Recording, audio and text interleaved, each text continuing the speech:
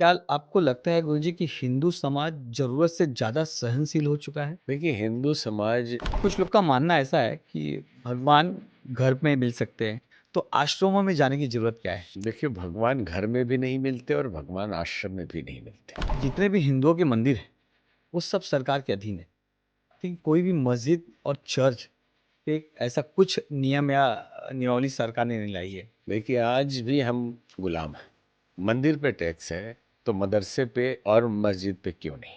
उनका वक्त बोर्ड है, वो किसी पे उँगली रखेंगे, वो ज़मीन उनका हो जाएगा। गुरुजी आपको लगता है कि ये नेताओं ने धर्म को वोट बैंक के लिए बना लिया है? नेता एक ऐसी प्रजाति है, जिसको अपनी सत्ता के लिए जो करना पड़े, वो करती है। आपको लगता है ये पर्चा देखना, किसी का भविष्य देखना, किसी का वर्तमान देखना, ये कितना सच्चाई है आपको क्या लगता है? देखिए, ये कोई बहुत बड़ी बात नहीं। ऐसा लग रहा है कि मेंटलिस्ट भी एक अच्छा साधु बन सकता है। आज संतों की संख्या इतनी बढ़ती जा रही है, कॉमन मैन मैं हूँ, अगर मुझे कैसे पता चलेगा ये सही साधु है और ये नकली है? रामकृष्ण परमहंस से किसी ने पूछा कि साधु की परिभाषा क्या है?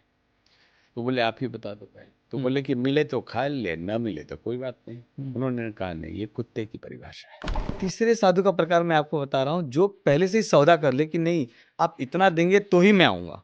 ये मिलेगा तो ही मैं करूँगा, ये वो साधु का स्वभाव नहीं, साधु का ये स्वभाव। व्यापारी का स्वभाव है। फ़िल्म इंडस्ट्री में भी हिंदू भावनाओं के साथ ही हमेशा मज़ाक उड़ाया जा रहा था। तो कोशिश तो की गई कि भारतीय संस्कृति को बहुत क्षति पहुंचाई जाए, कि गुंडा जो होगा वो तिलक लगाए हुए होगा, और जो हीरो है वो भगवान शिव को गाली देगा, तुम्हारे पास है क्या? लेकिन वो चर्च में जाएगा तो एकदम हाँ, फिट हो जाएगा। पंडित लालची लोभी होगा, राम तेरी गंगा मैली। हाँ। तो जो विलेन कैरेक्टर वो पंडित थे बनारस का, कि यूसुफ खान को दिलीप कुमार नाम से आना पड़ता था, नहीं तो उनको कोई नहीं देखता। कोई नहीं देखता कि हमेशा गरीब के लिए उपदेश होता है और जो अमीर है उन्हें उनके लिए एकदम विशेष दर्शन वीआईपी ट्रीटमेंट होती है। ये आपको खुली बात बोले, हाँ। जो इस तरह से भेदभाव करता है। आपको लगता है ये चमत्कार दिखाने वाले बाबाओं पे कानूनी कार्रवाई होनी चाहिए? देखिए, स्वतंत्र भारत है, क्योंकि अगर एक निहायत धार्मिक होता तो मुलायम चालीसा नहीं उपलब्ध होती, लालू चालीसा या अटल चालीसा या मोदी चालीसा बनाने की इजाजत हिंदू समाज कभी नहीं देता। सही है, सही बात है। लेकिन आज है। आने वाले समय में जब खुदाई होगी तो मूर्तियां मिलेंगी मायावती जी की, और एक देवी हुआ करती थी जिनकी सवारी हाथी थी। हाँ, और हाँ हाँ, ये होगा ये हाँ। आने वाले समय में। और उनका चालीसा है, विधि विधान है, पूजा पाठ की पद्धति है उनकी, देवी मायावती की। तो हिंदू राष्ट्र बनाने की जरूरत नहीं है, हाँ। ये है हिंदू राष्ट्र। नमस्कार दोस्तों, बिंदास बोल में फिर से आपका स्वागत है। आज हमारे साथ जूना अखाड़ा के महामंडलेश्वर डॉक्टर उमाकांत जी सरस्वती जी हैं। आप जब से मेरा चैनल देख रहे होंगे काफ़ी ऐसे राजनीतिक काफ़ी लोग आए हैं। लेकिन मैं जैसा आपको पहले ही बता चुका हूँ कि सिर्फ़ और सिर्फ़ राजनीति के लोग एमएलए, एमपी, मंत्री ही नहीं, मैं एक धर्मगुरु, एक जो समाज को एक नई शिक्षा मिल सके, समाज के बारे में क्योंकि इस चैनल को चलाने का एक ही कारण है कि हम बहुत सी चीज़ें अफ़वाहों में सुनते हैं। लेकिन जब हम उस शख्स से सामने से उस बातों को करते हैं और सत्यापित होता है, तो वो सच हो जाता है। ऐसे काफ़ी चीज़ें हमने निकाल के दिया है जहाँ पे पता चला कि यह फेक है और उसको सच कहा गया है। हमारे साथ आज डॉक्टर साहब बैठे हैं। नमस्कार स्वामी जी आपका स्वागत है। आशीर्वाद। जहाँ तक मैं गुरुजी के बारे में जानता हूँ 12 साल की उम्र में आपने दीक्षा ली और 16 साल की उम्र में आपने घर छोड़ दिया। ऐसे आपका जन्म सिवान बिहार में हुआ है और सिवान से हैं गुरुजी सही है? नहीं, देखिए, गांव तो सिवान है। जी। ऐसे साधु लोग अपना गांव बताते नहीं। हाँ, लेकिन सोशल सन्यासी। मीडिया पे दिख रहा है। लेकिन जन्म है धनबाद का, धनबाद का। अच्छा, अच्छा। झरिया। झरिया के। हाँ जी। चलिए, वो पहले से बिहार की धरती बहुत ही पावन और रही आप जैसे लोग वहाँ पे जन्म लिए तो और पवित्र हो चुकी है। और गांव में खानदानी जो है वो सिवान जिला में ही है। जी। जी। हाँ, गुरुजी मैं सबसे पहले आपके पास आता हूँ गायत्री मंत्र से। गायत्री मंत्र के बारे में जहाँ तक लोगों का भ्रम है अलग-अलग तरह से है। कोई किसी का मानना है कि गायत्री माता का एक मंत्र है, किसी का मानना कुछ अलग है। मैं आपसे जानना चाहूँगा कि गायत्री मंत्र क्या है और इसका लाभ कब है, कब उसका पाठन करना चाहिए, उस बारे में थोड़ा-सा जानकारी चाहता हूँ? देखिए, अलग अलग मान्यता से मंत्र की परिभाषा नहीं बदल जाती। कि कोई कुछ मान ले, कोई कुछ मान ले, उससे उसके न गरिमा घटती है और न ही उसे ठीक से समझा जा सकता है। हम्म, हम्म, गायत्री छंद का हम्म, नाम है। गायत्री छंद आता है जो 24 अक्षर का हो, उसको गायत्री छंद कहते हैं। हम्म, इसलिए भगवान कृष्ण ने गीता में कहा, गायत्री छंदसाम अहम, हम्म, छंदों में गायत्री मैं हूं। तो यहीं से भ्रम दूर हो जाता है कि वो माता है कि पिता है। वो परमात्म प्राप्ति का एक बहुत अद्भुत शक्तिशाली प्रयोग है। तत्सवितुर्वरेण्यम भर्गो देवस्य धीमहि धियो यो न प्रचोदयात्। इतना ही गायत्री मंत्र होता है। आप कहेंगे ओम भूर्भुवः स्वः भी है उसमें, ओम प्रणव है, भूर्भुवः स्वः व्याहृति है। ओम परमात्मा का नाम है, तस्य वाचक प्रणव योग दर्शन कहता है, या कहते हैं एक ओंकार सतनाम। उस सत्य का, ईश्वर का नाम ओंकार है। जी, भूर्भुवः स्वः, जो धरती आकाश पाताल सभी जगह व्याप्त है। तो पूरे प्रणव और व्याहृति सहित जपने पर ये 33 अक्षर हो जाता है। जी, 33.5। 33.5। एतदक्षर मेताम च जपम व्याहृति पूर्विकाम संधर्यो वेद विद विप्र वेद पुण्य न उच्यते। जो प्रणव और व्याहृति सहित जप करते हैं, ज्ञान उनके अंदर से प्रकट होता है। तो ये माता पिता नहीं है, ये सभी देवी देवताओं से ऊपर एक शक्ति है जो परमात्मा की शक्ति है। प्राचीन काल में भगवान राम जितने भी हमारे अवतार हुए, सबने इसी मंत्र का जप किया। इसके दृष्टा ऋषि विश्वामित्र है। दृष्टा का मतलब जिन्होंने दर्शन किया सी पहली बार। ऐसे तो मंत्र पहले से है, वशिष्ठ मुनि उसके ज्ञाता थे, लेकिन ब्रह्म ऋषि बने विश्वामित्र इसी मंत्र से। वेद में बाकी मंत्रों की व्याख्या आपको पुराणों में मिलेंगी। ये एक ऐसा विशेष मंत्र है जो वेद में है, ऋग्वेद में है, यजुर्वेद में है और सामवेद में है। अथर्ववेद में इसकी महिमा है। ओम स्तुता मया वरदा वेद माता प्रचोदयंतम पावमानी द्विजानाम आयु प्राणम प्रजाम पशुम कीर्तिम द्रविणम ब्रह्म वर्चसम मह्यम दत्वा व्रजत ब्रह्मलोकम। जो इसका जप करता है वो द्विज हो जाता है, हृदय पवित्र हो जाता है और उसकी आयु बढ़ जाती है, प्राण शक्ति बढ़ जाती है, धन वैभव कीर्ति बढ़ती है, आत्मबल बढ़ता है और शरीर छोड़ने के पश्चात वो ब्रह्मलोक की प्राप्ति करता है। ये वेद कहते हैं जी, गायत्री मंत्र जी, के लिए। जी। तो गुरुजी इसका ऐसा कुछ है कि इस मंत्र का पाठन या इस मंत्र का उच्चारण कोई ऐसे समय करना है, कुछ ऐसा समय तिथि कुछ ऐसी बनी है? देखिए, किसी भी मंत्र के लिए माना जाता है कि संध्या काल में, पहले संध्या शब्द का ही अर्थ होता था कि 3 बार गायत्री मंत्र का आप जप करें, प्रातः, दोपहर और शाम को। हुँ, मिलन को संध्या कहते हैं। हुँ, रात और दिन के मिलन को सुबह की संध्या है। हुँ, दिन और शाम के मिलन को दोपहर की संध्या है और दिन और रात के मिलन को शाम की संध्या है। तो अच्छा, किसी भी ब्राह्मण साधु से पूछते पहले तो नहीं बोलते कि हम गायत्री मंत्र का जप करने जा रहे हैं, वो बोलते कि हम संध्या करने जा रहे हैं। हुँ, इसका मतलब ही था, ये जितने मंत्र आज दिखाई दे रहे हैं, ये सब हुआ नहीं करते थे हुँ, पहले। हाँ, ठीक है, ये पुराणों के बाद, और पुराण हमारे इतिहास है। जिस राजा का प्रभाव रहा और जिस देवता की पूजा करते रहे, उनके पुरोहितों ने उस काल के इतिहास को लिखा और उसमें उस देवता को महिमा मंडित किया, उस मंत्र की महिमा का बखान किया।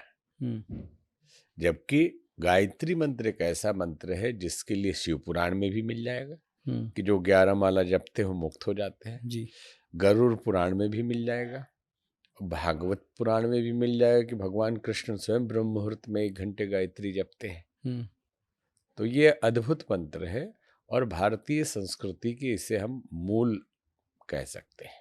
अच्छा, और करने के लिए इसके नीति नियम होते हैं और किसी गुरु से संपर्क करके, ऐसे तो हमारे चैनल पे भी इसके दैनिक विधि विधान सब डाला काफ़ी हुआ डाला हुआ है ये, जी, जी। गुरुजी सवाल थोड़े मेरे अलग-अलग होंगे गुरुजी। क्या आपको लगता है गुरुजी कि हिंदू समाज ज़रूरत से ज़्यादा सहनशील हो चुका है? देखिए, हिंदू समाज जरूरत से ज़्यादा सहनशील नहीं हो चुका है, ये रहा है। ये हमेशा से हिंदू समाज में कुछ वर्ग एग्रेसिव रहे हैं और बहुत बड़ा वर्ग हमेशा से इतना ज्यादा सहनशील रहा है। सहनशील रहा है कि उसको दब्बू मान लिया गया। हाँ आज नहीं हुआ है, ये पहले से ही चला आ रहा है। जी। गुरुजी, कुछ लोग का मानना ऐसा है कि भगवान घर में मिल सकते हैं, तो आश्रमों में जाने की जरूरत क्या है? देखिए, भगवान घर में भी नहीं मिलते और भगवान आश्रम में भी नहीं मिलते। हाँ भगवान मन में मिलते हैं। आप जाके हृदय भगति जस प्रीति प्रभुतः प्रकट सदा ही रीति। जिसके हृदय में जैसा भाव होगा, जी जो इमेजिनेशन होगा, उसी रूप में वो निराकार ब्रह्म साकार रूप में उसको दर्शन देंगे। जी। और वो कभी न घर में मिलते हैं, ना आश्रम में न मिलते हैं। आश्रम मिलते हैं, न मंदिर में मिलते हैं, आपके दिल में मिलते हैं, हाँ आपके हृदय में। तो आश्रम क्यों? देखिए, आश्रम हमारे यहाँ अभी मान्यताएं बहुत गलत गलत हो गई। एक परंपरा को आश्रम कहते थे। 100 वर्ष जीने की परंपरा रही है, जी तो उसमें 25 वर्ष को ब्रह्मचर्य आश्रम कहते थे और उसके बाद के 25 वर्ष को गृहस्थ आश्रम कहते थे। फिर उसके बाद के 25 को वानप्रस्थ और फिर उसके आखिरी 25 को संन्यास आश्रम में जाते जी। थे। ये आश्रम होता था। लाइफ स्टाइल का एक स्पेशल सिस्टम, उसको आश्रम कहा जाता था। हम्म साधु जहां रहते हैं उसको आश्रम नहीं कहा जाता था, हम्म उसको डेरा कहा जाता था, हम्म उसको शिविर कहा जाता था। वो रुकते नहीं, साधु का स्वभाव है वो 2-3 दिन से ज्यादा एक गांव में नहीं रुक सकते। हम्म अब समय बदला है, तो आश्रमों की परिकल्पना भवन के रूप में होने लगी है हम्म। कि ये बाबा बड़े हैं क्यों, तो इनके पास 10-20 आश्रम 10-20 है। आश्रम है। जी जबकि हमारे यहाँ कभी भी किसी संत के बड़ा छोटा होने पर वैभव से तुलना नहीं की गई और हमारे यहाँ उसको बड़ा संत माना गया, और वो है भी, जिसने सब त्याग कर दिया, छोड़ दिया। यहाँ संत कबीर की पूजा होती है, जी रैदास की पूजा होती है, और यहाँ पे जब तक सिद्धार्थ राजकुमार थे नहीं पूजे गए। जब सब त्याग करके बुद्ध हो गए, घर छोड़ दिया, तो उनकी पूजा हुई। जब तक महावीर वर्धमान थे तब तक उनकी पूजा नहीं हुई। जब सब त्याग किया, इतना त्याग हो गया कि शरीर पे कपड़े भी नहीं रहे, हाँ तो पूजे गए। तो पूछे गए। तो अभी मान्यताएं बिगड़ रही है कि पैसे वालों की पूजा करे, वो महात्मा हो या व्यापारी हो, उसके आगे पीछे जाए। और हमारा मानना है कि ईश्वर सबका दाता है, उसको पकड़े रहिए, इनको किसी को पकड़ने की जरूरत नहीं पड़ेगी। जी जी, सही कह रहे हैं आप एकदम। जी गुरुजी, आपने एक बहुत अच्छी बात कही कि अगर मन हमारा नहीं जा रहा है तो आश्रम और भगवान घर में भी नहीं मिल सकते। गुरुजी, आज जितने भी हिंदुओं के मंदिर हैं वो सब सरकार के अधीन है, लेकिन कोई भी मस्जिद और चर्च पे ऐसा कुछ नियम या नियमावली सरकार ने नहीं लाई है। देखिए, आज भी हम गुलाम हैं। आप कहेंगे कैसे गुलाम है? संविधान है, हाँ प्रजातंत्र है, जी हमारे चुने हुए प्रतिनिधि बैठते हैं, हाँ वार्ड लेवल से लेके प्राइम मिनिस्टर तक। जी लेकिन राजनीति इतनी गंदी हो गई कि अपने सत्ता को बनाए रखने के लिए समस्त विचारधाराओं से समझौता होने लगा। हाँ वो चाहे कोई भी पार्टी हो। निश्चित है कि अभी की जो सरकार है केंद्र में, उसने अपने जो मैनिफेस्टो में से काफी पूरे किए, 370 से लेकर राम मंदिर तक किया, लेकिन अभी भी उनको बहुत करने की जरूरत है। जी जो प्रश्न आपका है, साउथ के मंदिर से लेके सभी मंदिरों के पैसे सरकार लेती है और मस्जिद मदरसे इनमें खर्च किया जाता है। बिहार में अभी बीजेपी और नीतीश कुमार की सरकार है। जी 1950 से एक कानून बना था कि कोई भी घर में भी मंदिर बनाएगा तो 6% टैक्स देना पड़ेगा। अच्छा, अभी भी चल रहा है। वो केंद्र सरकार का नियम था। हाँ, नियम था, वो चल रहा है। बिहार सरकार के लिए ने बनाया था। अच्छा, मतलब राज्य सरकार ने बनाया है। राज्य सरकार का नियम है, हर स्टेट में वो नहीं है। ये इस पर 4-5 साल पहले नेशनल चैनल पे खूब डिबेट हो चुका, हम भी रह चुके हैं। हाँ। उसमें कानून मंत्री भी बिहार सरकार के बैठे साथ में। उनसे पूछे जाने पर उन्होंने यही उत्तर दिया कि ये पुराना नियम है। तो भाई, नियमों का मतलब होता है जनता की भलाई के लिए जो जी। नियम। तो क्या अंग्रेजों के बनाए हुए नियम पे भी अभी हम चलते रहेंगे? तो हमारा प्रश्न उनसे था और आज भी है सभी सत्ताधारियों से कि जब मंदिर पे टैक्स है तो मदरसे पे और मस्जिद पे क्यों नहीं है? जी। चर्च पे क्यों नहीं है? जी। होना चाहिए उस पे भी होना टैक्स। चाहिए, होना चाहिए। अगर उनके लिए अलग से अल्पसंख्यक आयोग है तो इधर वालों के लिए आयोग कोई क्यों नहीं है? हुँ। क्योंकि यहाँ भी बहुसंख्यक बोलने के लिए है। इतनी जातियों में बांट बांट क्यों मार रहे हैं नेता लोग हुँ। लोगों को हुँ। कि ये सबसे बड़ा अल्पसंख्यक समाज हिंदू है पूरी हाँ, दुनिया में। जो कि क्योंकि जनसंख्या ज़्यादा होने के बाद भी। हाँ, ये नाम के लिए जनसंख्या, हाँ, सब अलग अलग अलग जातियों अलग में बढ़ गए हैं टुकड़े हम। टुकड़े टुकड़े टुकड़े जी। जाति संप्रदाय। तो हमारा मानना है कि आज आजादी दिखाई दे रही है। ये देश दो भाग में बट गया। एक इस्लामिक राष्ट्र बन गया और एक हिंदू राष्ट्र बनना चाहिए था, हुँ। लेकिन एक धर्मशाला बन गया। ये कोई भी आएगा वो उसका ये देश है और उनके लिए अलग से इस्लामिक राष्ट्र है। उसके बाद तक संविधान के मूल प्रति में भगवान राम और राम दरबार और अन्य देवताओं के फोटो थे जो बदल दिया गया। हुँ। बाद में इसको कर दिया गया संशोधित करके कि ये सेकुलर देश है। हुँ। क्यों सेकुलर देश है? जब बंटवारा ही हुआ है दो बात के लिए, जी। तो फिर सेकुलर कैसे हो गया? अब अगर सेकुलर भी है तो इसमें कानून बराबर होना चाहिए हर नागरिक के लिए। हुँ। अल्पसंख्यकों के लिए, जिसको भी आप अल्पसंख्यक कहते हो, बड़ी सुविधाजनक कानून है। हुँ। उनका अलग से बोर्ड है, उनका वक्फ बोर्ड है। वो किसी पे उंगली रखेंगे वो जमीन उनका हो जाएगा। जी। अभी 2000-3000 साल पुराने साउथ के मंदिर को दावा कर दिया गया हाँ। और लखनऊ के भी कई मंदिर पे दावा कर दिया गया। हुँ। अभी 1400 साल तो उस संप्रदाय को आए हुए नहीं हुआ, हुँ। तो 2500 साल पुराना मंदिर मंदिरों तुम्हारा पे कैसे कैसे कर हो रहे हैं? गया? हुँ। तो हम बोलने की आज़ादी, फ्रीडम ऑफ स्पीच, आज़ादी है इस देश में, बहुत तरह की बातें हैं। अगर ठीक से देखें तो हम बहुत जकड़े हुए हैं और गुलाम हैं। क्योंकि अगर सेकुलर हैं तो सेकुलर ही हो जाओ ठीक से। हुँ। फिर पूरा कानून सबके लिए बराबर होना चाहिए, अधिकार बराबर होना चाहिए। अगर वक्फ बोर्ड है तो सनातन बोर्ड भी होना चाहिए और नहीं तो सारे बोर्ड खत्म कर देना चाहिए। जी। अगर आयोग उनके लिए अलग से है तो इसमें भी हर जाति के लिए आयोग बना दीजिए आप। सही बात। हाँ। हुँ। भाई, सब जातियों को टुकड़े में बांट के जब आप खेल खेल रहे हैं हुँ। तो सब उससे अल्पसंख्यक हो गए, हुँ। छोटे छोटी संख्या में हो गए ना। तो राइट। इनके अलग अलग आयोग बनाइए, इनके मंत्री बनाइए, इनको सुविधा दीजिए। हाँ। तो इस देश को जो चर्चा होती है कि हिंदू राष्ट्र है कि हुँ। नहीं है, कि हाँ। होगा कब होगा, हुँ। पहले सेकुलर राष्ट्र बन जाए। हाँ। और हिंदू राष्ट्र पे काफी चर्चा लोग करते हैं, तो हिंदू राष्ट्र बनाने की जरूरत नहीं है। हाँ। ये है हिंदू राष्ट्र। हुँ। क्योंकि जहाँ उज्बेकी पैदा होते हैं रहते उज्बेकिस्तान कहलाता है, तुर्की जहाँ होते हो तुर्कमेनिस्तान कहलाता है, और हिंदू जहाँ जहाँ होते पैदा हो होते हैं वो हिंदुस्तान हिंदुस्तान कहलाता है। सही बात। और यहाँ जिस भी संप्रदाय को मानने वाले लोग हैं सब हिंदू हैं। जी।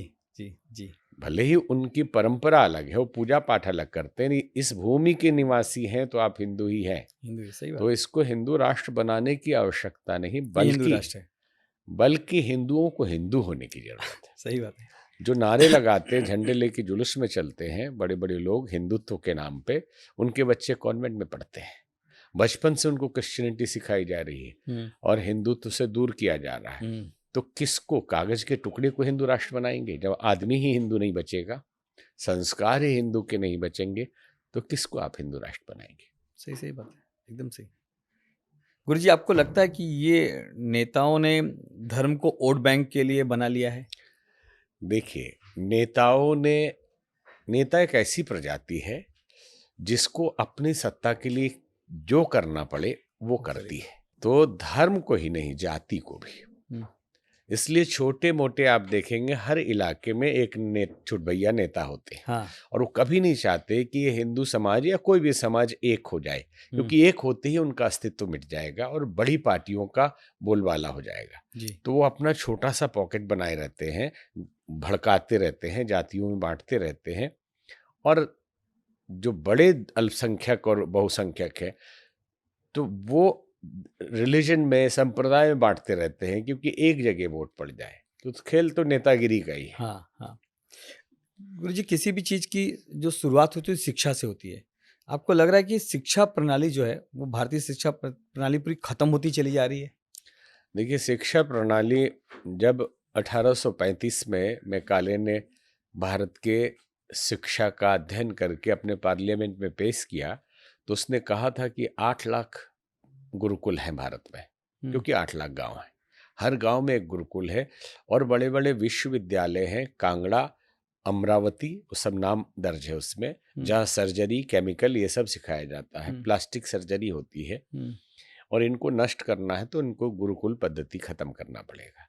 तो एक नया कानून बनाया गया उस समय ब्रिटिश एजुकेशन लॉ के रूप में, इस टाइप का ही नाम है उसका, कि कोई भी गुरुकुल इलीगल होगा, जो सरकार के द्वारा होगा वही और सरकार सिलेबस बनाएगी क्या पढ़ाना, और मैकाले की शिक्षा पद्धति को थोप दिया गया हमारे ऊपर और वही पद्धति चल रही है। बीच के काल में जब से भारत आजाद हुआ, शिक्षा मंत्री जितने रहे वो दूसरे समाज से रहे, अल्पसंख्यक समाज से रहे। तो उनकी कोशिश रही कि मुगलों को ज़्यादा दिखाया जाए और अपने पराक्रमी, जैसे छत्रपति शिवाजी को चूहे में छुप जैसा बता दिया कि गुफा में छुपने वाला, ऐसे ही महाराणा प्रताप को हारा हुआ दिखा दिया गया और बाकी महिमा मंडित कर दी गया। अकबर, बाबर, हुमायूं, ये कौन से महिमा दूसरे देश से लूटने हमारे यहाँ आए? ठीक है, कुछ एरिया पे राज किए, कहते हैं कि हम इतने साल तक भारत पे हमने राज किया। ये वो कहते हैं जो कन्वर्टेड लोग हैं, जिनका बाबर चौहान, ये कभी क्षत्रिय थे, सादाब चौहान, ये सब क्षत्रिय थे। बहुत आप देखेंगे इसमें टाइटल, भाटी, चौधरी, ये सब 99% क्या 100% भारत के जितने अल्पसंख्यक समाज के हैं वो हिंदू से कन्वर्ट हुए। लेकिन कहते इतने साल तक हमने भारत पे राज किया। कहाँ किया? ठीक से इतिहास पढ़ लीजिए कि आगरा, मथुरा, दिल्ली, पानीपत के आसपास ही रहे। हैदराबाद तक कभी कभी पहुंचे और उसके बाद फिर भगा दिए गए। साउथ तो पूरा ही आजाद रहा, इसलिए अभी भी वहाँ के मंदिर और पूजा पद्धति पुरानी है। वहाँ तक मुगल शासन नहीं पहुँच पाया, अधिकतम हैदराबाद तक। उसमें भी मुगलों में भी कन्फ्यूजन ये होता है कि मुगल मंगोल से आए वाले, इधर से जो आज अफगानिस्तान से आए हुए, जिसमें कंधार से आए हुए, मतलब वो गंधार था पहले, और एक ने तो बड़े मनोरंजन में कहा कि एक बिहारी सब पे भारी। तो बोले क्यों? तो बोले एक बिहारी था चाणक्य, तो उसने दहेज में ले लिया अफगानिस्तान, क्योंकि छीन गया था तो चंद्रगुप्त की शादी करवा दी और दहेज में ही ले लिया। तो इस तरह से बांटा जा रहा है पूरे देश को, समाज को। चर्चा ये हो रही थी कि शिक्षा पद्धति, निश्चित ही शिक्षा पद्धति में बहुत दोष है। हम लोग बच्चे थे तब तक तो एकाध मॉरल एजुकेशन की बुक चलती भी थी, आज कहीं नहीं चलता। आज इंजीनियर बनाया जा रहा है, डॉक्टर बनाया जा रहा है, आदमी नहीं बनाया जा रहा है। क्योंकि आप कितने भी बड़े हो जाएंगे, भौतिक जगत के कितने भी ज्ञान अर्जित कर लें, लेकिन जिएंगे कैसे, व्यवहार कैसे होगा? स्वामी विवेकानंद कहा करते थे कि हम पड़ोसी से कैसा व्यवहार करते हैं, मित्रों से कैसा व्यवहार करते हैं, माता पिता भाई बहनों से कैसा, ये आपकी शिक्षा है। और अगर आपको जीना भी नहीं आया तो इसको लेके क्या करोगे? पैसा कमा लेंगे, बिल्डिंग बना लेंगे, लेकिन जिएंगे कैसे? इसलिए बर्ट्रैंड रसल ने आर्टिकल लिखा था, नॉलेज और विजडम।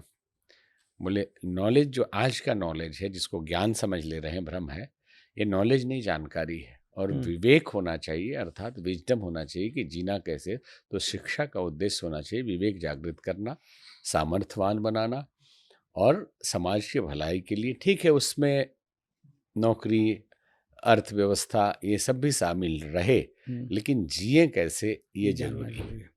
गुरुजी, आपने काफ़ी युवाओं को प्रेरणा दी है, काफ़ी मैंने आपके प्रवचन सुने हैं, काफ़ी आपकी मोटिवेशनल बातें सुनी। युवा मंदिर छोड़ के, पूजा पाठ छोड़ के क्लब की तरफ ज़्यादा जा रहे हैं, ज़्यादातर मेट्रो सिटीज़ के ज़्यादा हो रहे हैं, जैसे मुंबई हुआ, दिल्ली हुआ। आप कैसे कहेंगे क्या कारण है कि उस तरफ ज़्यादा भाग रहे हैं। देखिए, दोष युवा को देना उचित नहीं है। एक बार हरीश रावत जी मुख्यमंत्री थे उत्तराखंड के, एक गुरुकुल विश्वविद्यालय जो है उसके पास में ही है, ज्वालापुर में, हरिद्वार। हम्म, हम भी चीफ गेस्ट में थे। हम्म, उसका सब्जेक्ट रखा गया था आज की बिगड़ी हुई युवा पीढ़ी हम्म, और वर्तमान समाज। हम्म, हमारे जब बोलने की बारी आई तो हमने बताया भाई सब्जेक्ट आपका गलत है, क्योंकि युवा ही बिगड़ गए हैं, ये कौन तय करेगा? हम्म, और उससे बड़े वाले उम्र वाले नहीं बिगड़े हुए हैं, ये कौन डिसाइड करेगा? आप सीधे सीधे लिखे आज की बिगड़ती हुई पीढ़ी। हाँ, तो उसमें सब आ जाते हैं। हाँ, तो युवाओं का दोष कम है, उनके बड़ों का ज्यादा दोष है। वो जो बालक होते हैं, युवा होते हैं, वो सुनते कम, देखते ज्यादा हैं। हम्म, तो कहते हैं ना लोग कि बच्चा हमारा सुनता नहीं है, वो हाँ, देखता है आप क्या कर रहे हैं। हाँ, तो जो बड़े लोग हैं, माता पिता, वो क्या कर रहे हैं, उनके अनुकरण बच्चे कर रहे हैं। और दूसरी बात, बच्चा बिगड़ रहा है तो उसमें माँ या बाप दोनों का में से एक आध का तो हाथ है। क्योंकि अगर बाप स्ट्रिक्ट है, उसको समय का संयम सिखाने के लिए, पढ़ाई के लिए, नैतिकता के लिए, संस्कारों के लिए, तो माँ कहती है अरे रात भर काम किया है, पढ़ा है, सोने दीजिए अभी, हम्म, उसको कुछ मत बोलिए। बच्चा वायलेंट हो जा रहा है, माँ डांट दे रही पिताजी को ही कि नहीं नहीं आप मत कुछ बोलिए, हमारा बाबू अभी इतना बहुत मेहनत किया है। हम्म, और नहीं तो पिताजी उसके पक्ष में है। हाँ, बच्चों को बिगाड़ने में माँ बाप का बहुत बड़ा रोल है। जी, तो माँ बाप संभल जाए तो बच्चे तो संभले संभलाए होंगे। आप मिट्टी को दोष देंगे खिलौने को कि बनाने वाले को? बनाने वाले को। जी। जी, बाबा महाराज जी, सोशल मीडिया पे आजकल बाबा ज़्यादा फेमस हो रहे हैं। असली में जो साधु थे बहुत पीछे रह गए हैं और उन्हें कोई नहीं जानता। ये सोशल मीडिया जो कर रहा है सही कर रहा है? देखिए, सोशल मीडिया एक मीडिया है, माध्यम है। ठीक है, हमने तो इसका नाम भी एक रखा है बहुत अच्छा, क्या?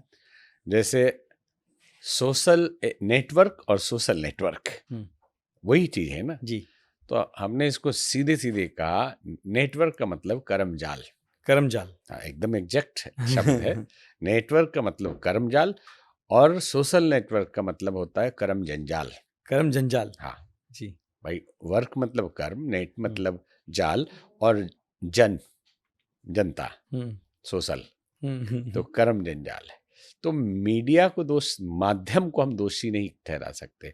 और आपका प्रश्न था कि सोशल मीडिया पे और इस पे बाबा लोग बहुत, देखिए असली संतों को इसकी जरूरत नहीं है, फुर्सत भी नहीं है।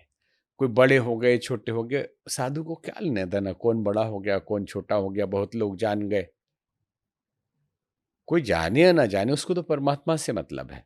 बस इतना जरूर है कि उपदेशक संतों के लिए माध्यम अच्छा है, उनको भी इस फील्ड में आना चाहिए। हुँ, और कई बार भ्रम भी हो जाता है इस सोशल मीडिया के चक्कर में कि ये बहुत इनके फॉलोवर हो गए हैं तो ये बहुत बड़े बहुत बाबा बड़े हो गए। बाबा हो कोई गए। हमसे कहता है बहुत बड़े, हमें कितने 50 फीट के हैं। कि साधु की बड़प्पन उसकी सरलता, उसकी सज्जनता, उसका त्याग है। कितने फॉलोवर, कितने सब्सक्राइबर हैं, और कितनी बार ये टीवी चैनल पे दिखते हैं। आसान है क्या नेशनल चैनल पे रोज दिखना? नहीं, हम बहुत कटु वचन बोलने जा नहीं, रहे नहीं हैं। आसान बिना आसान पैसा के नहीं दिख सकते नहीं आप। दे सकते। आप डिबेट में आ सकते हैं, कभी कभी आपको बुलाया जा सकता है, नहीं लेकिन तो डिबेट में भी नहीं आ सकते, हर बराबर है। नहीं, डिबेट में तो बुलाते हैं सबको। हाँ, साधु तो मिलते भी नहीं, तो सामान्य ज्योतिषाचार्य को धर्मगुरु करके लिख देते हैं हाँ, नेशनल चल, क्योंकि हमारा बड़ा लंबा एक्सपीरियंस है इसमें। हाँ, हाँ, लेकिन अलग से जो पहले एडवर्ट नाम से आता था हाँ, किसी साधु का, या इस, आजकल वो प्रोग्रामिंग होती है उसकी, जी, उसका पैसा अलग से लगता है। हाँ, तो जो सच्चे संत है वो पैसा उतना कहाँ से नहीं लाएंगे? सही सही बात वो तो अपने त्याग बलिदान में, दान दक्षिणा से कुछ भोजन किए, भजन किए, उसमें है। मस्त रहे। सही सही तो बात है। कोई सोशल मीडिया में बहुत प्रसिद्ध हो गया, बुरी बात नहीं हो, लेकिन साधु को इसकी जरूरत नहीं है। जी, कि प्रसिद्ध होना जरूरी नहीं, यहाँ तक कि सिद्ध होना जरूरी नहीं साधु को। हुँ, ठीक है, जैसे हम तो कहते हैं ये योगी को योगी होना चाहिए, और बाकी लोगों को योगी न बन सके तो उपयोगी होना चाहिए। उपयोगी होना चाहिए, सही बात है। गुरुजी आपको लगता है ये पर्चा देखना, किसी का भविष्य देखना, किसी का वर्तमान देखना, ये कितना सच्चाई है, आपको क्या लगता है? देखिए, ये कोई बहुत बड़ी बात नहीं है। अगर आप थोड़े दिन भी साधना करते हैं ना, हाँ, तो माइंड रीड करने की क्षमता आपको आ जाती है। ठीक, जी। क्या सोच रहा हो आदमी, उसकी फ्रिक्वेंसी आप पकड़ने लगते हैं। लेकिन साधु को सख्त मनाही है कि ये काम आप नहीं करेंगे। हाँ। क्षमता होते हुए भी आप नहीं बताएंगे कि आप वो देख रहे हैं, नहीं तो आगे की सिद्धियां नहीं मिलेंगी। और ये सिद्धियों के अंतर्गत नहीं आता है, ये बहुत बेसिक चीज है। सिद्धियां शुरू होती हैं अष्ट सिद्धि और नौ निधि, जिसमें अनिमा लघिमा प्राप्ति वस्ती, छोटा हो जाना, विराट रूप। हनुमान जी के जीवन में देखेंगे तो मच्छर के रूप में हो गए, विराट रूप में हो गए, आकाश गमन, पर काया प्रवेश, ये सब 8 सिद्धियां होती हैं। उनमें से ये आता नहीं। ये जरूर साधक अगर साधना करता है तो उसको विजन थर्ड आई थोड़ी सी जगती है, तो आप किसी के मन को पढ़ सकते हैं, बता सकते हैं। ये है। दूसरा, साधक नहीं भी है, मेंटलिस्ट है। हुँ। तो बहुत मेंटलिस्ट को बहुत हमने मेंटलिस्ट देखा है। हाँ। है। अभी एक रविंद्र नाम का हम देख रहे थे, सेम पर्चा निकाल के पहले से रख के और वो सब कुछ करके दिखा दिया जो किया जा रहा है। एक हाँ। हमने देखा इस पे न्यूज नेशन पे हाँ। कि उसने पहले ही एक लिफाफा दे दिया था एंकर को, और बाद में उसने कहा जब सब और भी हो गया खेल, तो उसने कहा कि ठीक है, आप एक कोई भी बुक निकालिए अपने यहाँ से और किसी भी अननोन ऑडियंस को दे दीजिए और जी। बुक दिखाइएगा मत। और आश्चर्य भी लगा, लेकिन वो बोला कि ये ट्रिक है, मैजिक है और मेंटलिस्ट है हम। तो क्या किया, उसने पुस्तक दिया गया, पुस्तक का बोला कोई भी पेज खोल के एक शब्द पढ़ लीजिए। उसने एग्जैक्ट बताया कि ये शब्द आपने पढ़ा है, पेज नंबर ये है और किताब का नाम ये है और आपका नाम ये है। ठीक है, ये बोल दिया। उसके बाद लिफाफा निकलवाया उसने, लिफाफा खोला तो वही लिखा है कि ये किताब आप उठा के ले जाएंगे उसके पास हुँ। और इस नाम की लड़की को देंगे, वो इस नंबर का पेज खोलेगी और ये उसमें लिखा हुआ वो पढ़ेगी। और वो रविंद्र नाम है शायद, चैलेंज कर रहा है जैसे पहले पुट्टी परती साईं बाबा भभूति भस्मी निकालते थे, तो उनसे तो हमारा प्रश्न तब भी रहा हुँ। कि भाई अमीर लोग जब आते हैं तो आप सोने की चेन निकालते हैं हाँ। और गरीबों के लिए भभूति है। हाँ। गरीबों को आप सोने की चैन दे दीजिए, अमीरों को भभूति बांटिए। देश हाँ। बहुत गरीब है। बहुत गरीब है, काम हाँ आएगा। हाँ, गरीबों को काम आ जाएगा। हुँ। तो एक तो ये साधना भी है हाँ। और दूसरा ये ट्रिक भी है। मतलब बहुत अलग लग रहा है। अब मुझे ऐसा लग रहा है कि मेंटलिस्ट भी एक अच्छा साधु बन सकता है, नहीं आज का जो माहौल चल नहीं रहा है। नहीं नहीं नहीं, नहीं कभी नहीं। कोई भी मेंटलिस्ट और मैजिशियन साधु नहीं बन सकता है। साधु जैसा बन सकता है, बाहरी से, बाहरी रूप से वो चमत्कारी बन सकता है, अपना धंधा जरूर शुरू कर सकता है, गेरुआ वस्त्र पहन सकता है। साधु एक स्वभाव होता है। साधु सहनशीलता, तपस्या, कठिन त्याग के बाद साधुता मिलती है। तो स्वामी जी कैसे पता चलेगा, आज आज संतों की संख्या इतनी बढ़ती जा रही है, कैसे पता चल, एक आम कॉमन मैन मैं हूँ, अगर मुझे कैसे पता चलेगा ये सही साधु हैं और ये नकली हैं? कैसे समझ में आता है? देखिए, पहली बात तो ये कि रामकृष्ण परमहंस से किसी ने पूछा कि साधु की परिभाषा क्या है, तो बोले आप ही बता दो पहले। तो हुँ। बोले कि मिले तो खा ले, ना मिले तो कोई बात नहीं। हुँ। उन्होंने कहा नहीं, ये कुत्ते की परिभाषा है। अच्छा। हाँ। साधु की परिभाषा ये है कि मिले तो बांट कर खाए और न मिले तो धन्यवाद दे कि आज व्रत का मौका मिला है। एक ये। दूसरा, भगवान कृष्ण कहते हैं दुखेसु अनुदिग्न मनः सुखेसु विगत स्पृह वीतराग भय क्रोध स्थिर धीर मुनिरुच्यते। जो सुख दुख में समभाव से जीता हो, लाभ हानि में भी समभाव से जीता हो, वही स्थित प्रज्ञ है, वही साधु है। बाकी अब ना नहीं बोल सकते, बाकी जितने संत हैं उसमें कोई प्रारंभिक स्टेज पे होगा, कोई यात्रा थोड़ी लंबी हो गई होगी, कोई कोई पहुंचे हुए भी होंगे। तो कैसे पहचाने, इसके लिए बैकग्राउंड जरूर चेक करें। जी। केवल प्रभाव के कारण नहीं, उसके स्वभाव को जांचने की कोशिश करें। उस साधु को उसकी विचारधारा एक वीडियो से नहीं समझ में आएगा। हुँ। आप बार बार उनको सुन सुन के समझ में आने लगेगा कि सच्चाई कहाँ है हुँ। और कम सच्चाई कहाँ है। जी। जी। ठीक है, तो बैकग्राउंड कितने दिन से ये संत है, अभी बेचारा अभी ही बना है तो उसका भी क्या दोष है। अभी नया नया बना है तो सीखने में भी टाइम लगेगा। नहीं, सही बात है। तो गुरुजी आपने बोला कि एक साधु ऐसा जो मिले बाँट के खाए, दूसरा न मिले तो उपवास समझ ले। तीसरे साधु का प्रकार मैं आपको बता रहा हूँ, जो पहले से ही सौदा कर ले कि नहीं, आप इतना देंगे तो ही मैं आऊँगा। ये मिलेगा तो ही मैं करूंगा। ये वो साधु का स्वभाव साधु नहीं, का ये स्वभाव। व्यापारी का स्वभाव है। एक कथावाचक मिले, बहुत प्रसिद्ध कथावाचक है, उनके शिष्य भी आजकल बहुत प्रसिद्धतम कथावाचक है। हम्म। तो मिले एक दिन, पास में, हमने कहा बैठिए, हम्म। क्योंकि उन्हीं कथा चल रही थी, हम उधर से गुजर रहे थे। तो बोले नहीं, हम आपके साथ नहीं बैठ सकते, आप सन्यासी हैं, सन्यासियों के गुरु हैं, हम गृहस्थी हैं। हम्म। तो हमने कहा भले ही आप गृहस्थी हैं, आप भी तो संत हैं, हम्म। आप बैठिए साथ में। हम्म। तो बोले नहीं, हम लोग व्यापारी हैं। अच्छा। हाँ, कि खुल के हम बोल रहे हैं, हम लोग व्यापारी हैं और बिना एडवांस लिए हम नहीं जाते। नहीं जाते, और आप चले भी जाइएगा और आप बिना लिए कर भी दीजिएगा, घाटा हो या लाभ हो, कोई मतलब ही नहीं है। हम लोग ये नहीं कर सकते हम्म। कि अगर आप 50% न जमा करें और जाते ही 2 दिन में पूरा न जमा कर दे, कथा कैंसिल। हाँ। तो एक तो लोगों को समझना चाहिए कि कथावाचक और साधुओं में फर्क करना चाहिए। एक ये भी फर्क नहीं है, क्योंकि कल के जो गांव के पंडित जी प्रखंड स्तर पर काशी से कहीं से भागवत सीख के आते थे, तो बड़े सम्मानित सम्मान दिया होते। था, हाँ, जी जी। शादी विवाह में भी उनको अलग स्थान में अलग बिठाया स्थान में। जाता था, विशेष पंडित जी गुरु जी पधारे हैं। वही कथावाचक प्रखंड स्तर वाले मीडिया और चैनल के चक्कर में अंतर्राष्ट्रीय गुरु बन गए। हम्म। ठीक है, वो दीक्षा भी देते हैं, वो शिष्य भी बनाते हैं। हम्म। और जो बेचारे संत हैं असली, उनको इसकी जरूरत भी नहीं है, लेकिन लोग फर्क नहीं कर पा रहे हैं। हाँ, लोग समझ नहीं पा रहे। हम्म। कुछ ये फिल्म इंडस्ट्री में के बारे में थोड़ा सा बात करें। ये फिल्म इंडस्ट्री में भी आप देखेंगे, जितने पिक्चरें पहले बनती थी अभी भी बन रही हैं, थोड़ा बहुत सुधार मैं बोल सकता हूँ हुई है, लेकिन फिल्म इंडस्ट्री में भी हिंदू भावनाओं के साथ ही हमेशा मजाक उड़ाया जा रहा था। देखिए, इसके 2 कारण हैं।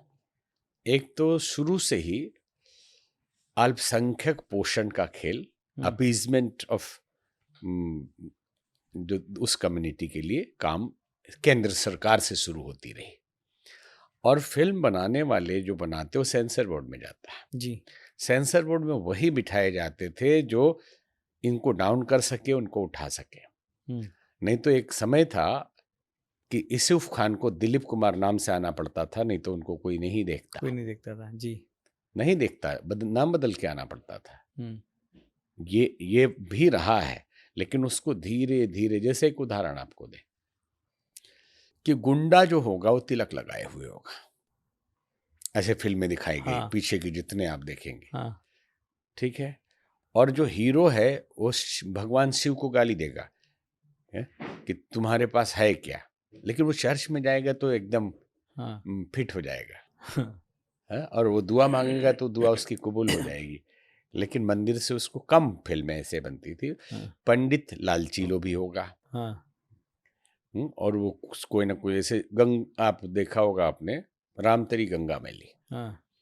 तो जो विलेन कैरेक्टर हो पंडित थे बनारस का। हाँ।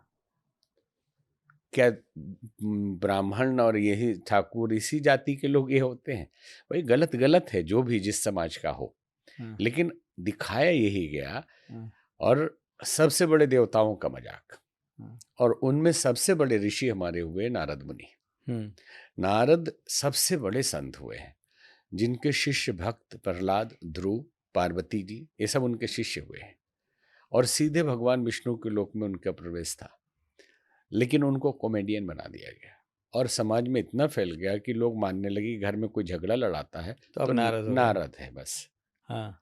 नारद कोई अच्छा नहीं है। तो ये प्रस्तुत किया गया इस ढंग से, जिससे तो कोशिश तो की गई कि भारतीय संस्कृति को बहुत क्षति पहुंचाई जाए, लेकिन समय बदल रहा है और परिस्थितियां भी बदल रही है। जी। गुरु जी, थोड़ा सा हम देश के बाहर बांग्लादेश पे जाते हैं। आपने भी देखा होगा और हम सब हिंदू ने देखा है बांग्लादेश में क्या हिंदुओं पे अत्याचार हुई। आपको क्या लगता है बांग्लादेश में जो हिंदुओं की स्थिति है, इसका मूल कारण क्या है?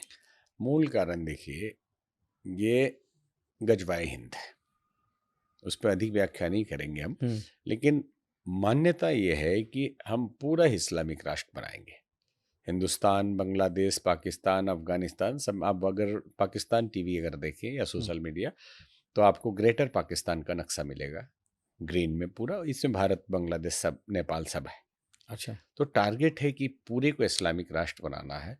तो डायरेक्ट भारत में बनाना तो मुश्किल है, तो अंदर अंदर कुछ करते रहो। हम्म और बांग्लादेश में आंदोलन करवा के किसी भी तरह पहले सत्ता परिवर्तित करें, कट्टरपंथी है उनको सत्ता में लाएं हम्म और कुछ शरिया कानून लागू करें, हम्म फिर सब मिलके धीरे धीरे भारत में घुसपैठ कर करके भारत में भी स्थिति खराब कर देंगे। हम्म तो एक मूल कारण ये है जो हिंदू समझ नहीं पाते। हम्म तो बांग्लादेश के भी हिंदुओं को, और हमारा किसी का दिल दुखाना मकसद नहीं हो, किसी संप्रदाय का हम्म हो, वो इस्लामिक हो या कोई भी, सब अपना अपना जियो भाई, क्या दिक्कत है। हम्म लेकिन जो फैक्ट है वही हम बोल रहे हैं। हम्म तो बांग्लादेश ही नहीं, भारत के हिंदुओं को भी जागने की जरूरत है।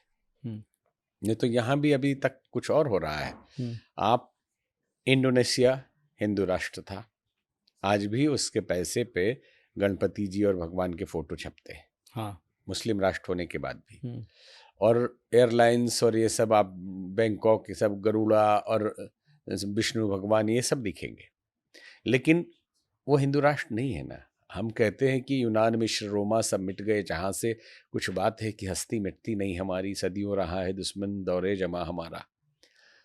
इंडोनेशिया से मिट गए, हस्ती आपकी मीठी नहीं रही है। मलेशिया से खत्म हो गए, आपकी हस्ती मीठी नहीं रही है। हम्म आसपास के सारे एशियन कंट्री से आप गायब हो गए, हस्ती आपकी अभी भी नहीं मिट रही है। भारत से आप सेकुलर के नाम पे गुलाम बन गए हैं, हस्ती आपकी मिट नहीं रही है। नेपाल हिंदू राष्ट्र था, खत्म हो गया, हस्ती आपकी मिठी नहीं रही। ये बोली में केवल रहेगा कि और आप सचमुच की हस्ती को बचा पाएंगे। हम्म। वैसे गुरुजी संत बहुत ही सरल होते हैं, जैसे आपने बोला कि जो सचमुच संत है वो एकदम सरल होता है, लेकिन ऐसा कोई वाकया या ऐसी कोई बात जब आपको बहुत गुस्सा आया हो? नहीं भाई, हमको गुस्सा वुस्सा नहीं आता है, कभी नहीं? कभी कभी नहीं। क्योंकि किसी कार्य के लिए किसी कार्यकर्ता को एग्रेसिव होके जानबूझ के बोल सकते हैं काम के लिए, लेकिन गुस्सा नहीं होते। कभी ऐसा लगता है गुरुजी कि ये धर्म के साथ बहुत मजाक उड़ाया जा रहा है, बहुत गलत हो रहा है, बहुत गुस्सा गुस्सा नहीं आया होगा आपको? क्योंकि चलिए आप किसी देखिए, चीजों पे नहीं कर हमारी ये सकते। मान्यता है और स्वभाव है, हाँ, जो कुछ भी हो रहा है हम उसका प्रतिकार करेंगे, विरोध करेंगे, गुस्सा करके क्या करेंगे। अच्छा जी। युद्ध भूमि में योद्धा अगर गुस्सा करने लगे ना, हम्म तो हार जाएगा, हाँ, क्योंकि उसका दृष्टिकोण बिगड़ जाएगा और वो लक्ष्य पे ध्यान नहीं रहेगा। गुस्से में विवेक नष्ट हो जाता है।